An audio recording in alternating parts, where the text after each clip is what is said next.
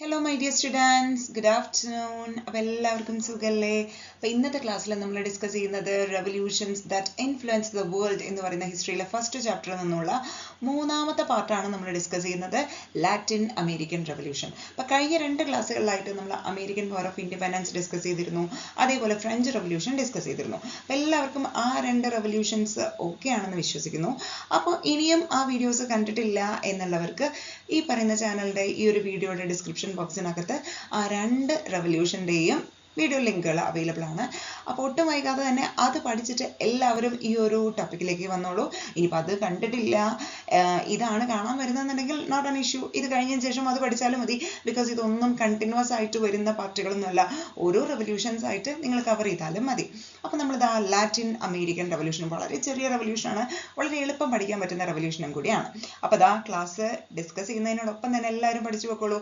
അപ്പോൾ Latin American revolution എന്ന് പറയുന്നത് ശരിക്കും ഇതിൻ്റെ ഒരു പാർട്ട് നോക്കുകയാണെന്നുണ്ടെങ്കിൽ the Spanish and Portuguese colonized Latin America to exploit the economic richness. ശരിക്കും പറഞ്ഞാൽ എക്കണോമിക്കലി ഒരു റിച്ച് ആയിട്ടുള്ള ഒരു കൺട്രി ആയിരുന്നു നമ്മുടെ ലാറ്റിൻ അമേരിക്ക എന്ന് പറയുന്നത്.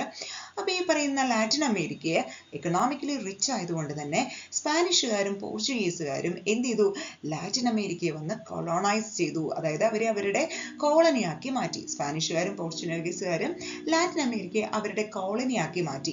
എന്തിനു വേണ്ടിയിട്ടാണ്? അവരുടെ എക്കണോമിക് റിച്ച്നെസ് എക്സ്പ്ലോയിറ്റ് ചെയ്തെടുക്കാൻ വേണ്ടി. അവരെ സാമ്പത്തികമായി നല്ല ഒരു ഉയർച്ചയിലായിരുന്നു, അത് അങ്ങോട്ട് ചൂഷണം ചെയ്യാൻ വേണ്ടിയിട്ടാണ് ഇവരിതിനെ കോളനിയാക്കി മാറ്റിയത്. ഇനി എന്താ നടക്കുന്നത്? Examine how the colonial rule affected the life of natives of Latin America. Latin അമേരിക്കയിലെ ജനങ്ങളെ എങ്ങനെയാണ്, അല്ലെങ്കിൽ അവരുടെ ജീവിതത്തെ എങ്ങനെയാണ് ഈ ഒരു കൊളോണിയൽ റൂള് അഫക്റ്റ് ചെയ്തത്? ഈ ഒരു പാർട്ടാണ് ഇതിലെ ഏറ്റവും ഇമ്പോർട്ടൻ്റ് ആയിട്ടുള്ള ഒരു ഏരിയ എന്ന് പറയുന്നത്. The Spanish and Portuguese propagated their language, religions and customs.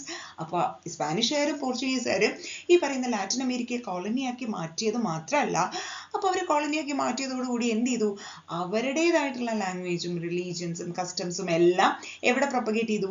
Latin അമേരിക്കയിൽ പ്രൊപ്പഗേറ്റ് ചെയ്തു. They built houses and churches in Spanish style. Spanish സ്റ്റൈലിലെ വീടുകളായിക്കോട്ടെ ചർച്ചുകളായിക്കോട്ടെ എല്ലാം സ്പാനിഷ് സ്റ്റൈലിൽ നിർമ്മിച്ചു. Several schools were established for imparting Spanish system of education. ഒരുപാട് സ്കൂളുകളും അവർ എസ്റ്റാബ്ലിഷ് ചെയ്തു.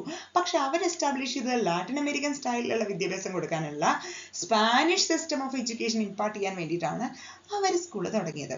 Then Spanish farming methods and crops were introduced. സ്പാനിഷുകാരുടെ ഫാമിംഗ് മെത്തേഡ്സും അവരുടെ ക്രോപ്സും ഒക്കെ എവിടെ കൊണ്ടുവന്ന് ഇൻട്രൊഡ്യൂസ് ചെയ്തു? ലാറ്റിൻ അമേരിക്കയിൽ ഇൻട്രൊഡ്യൂസ് ചെയ്തു. New diseases spread from Europeans to the Latin Americans.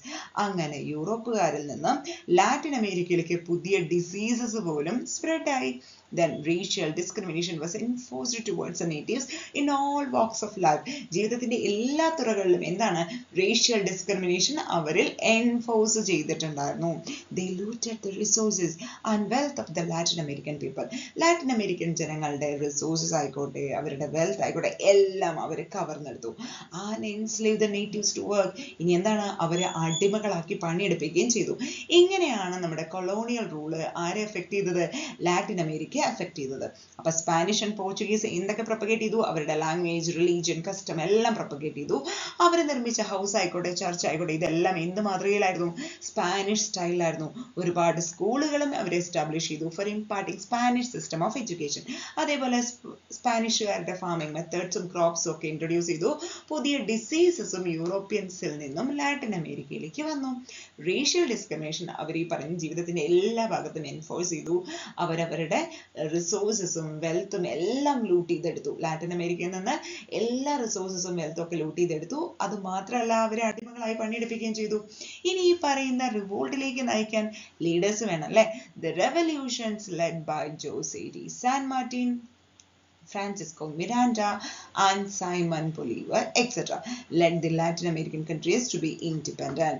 അപ്പോൾ ഈ പറയുന്ന ലാറ്റിൻ അമേരിക്കൻ കൺട്രീസിനെ ഇൻഡിപെൻഡന്റ് ആക്കി മാറ്റുന്നതിൽ ആരാണ് നേതൃത്വം വഹിച്ചത്? സോ അതിനു വേണ്ടി പണിയെടുത്ത അല്ലെങ്കിൽ ലീഡർഷിപ്പ് വഹിച്ച ആരൊക്കെയായിരുന്നു? Jose de San Martin, Francisco Miranda, Simon Bolivar. ഇവർ മൂന്ന് പേരാണ്. അപ്പൊ ഈ മൂന്ന് ലീഡേഴ്സിന്റെ ഒക്കെ പേര് ഒരു കാരണവശാലും മറക്കരുത്. അപ്പൊ ഇത്രയാണ് നമുക്ക് ലാറ്റിൻ അമേരിക്കൻ റെവല്യൂഷനിൽ ഉള്ളത്. അപ്പൊ അടുത്ത ക്ലാസ്സിൽ നമുക്ക് എന്ത് ചെയ്യാം? റഷ്യൻ റെവല്യൂഷൻ മറ്റൊരു ഇമ്പോർട്ടൻ്റ് ആയിട്ടുള്ള റെവല്യൂഷൻ ആയിട്ട് വരാം. അപ്പൊ കൂട്ടത്തിൽ എന്ത് ചെയ്യാം? ഈ ഒരു ടോപ്പിക് കാണുന്നതോടൊപ്പം കൂട്ടുകാർക്ക് ഷെയർ ചെയ്യാം. സബ്സ്ക്രൈബ് ചെയ്യുക, സപ്പോർട്ട് ചെയ്യുക, കമൻറ്റ് ചെയ്യുക. Okay, thank you so much for watching. അപ്പോൾ see you in our next fun filled session of Sans Edu Shack. Till then, thank you and have a nice day. Bye bye.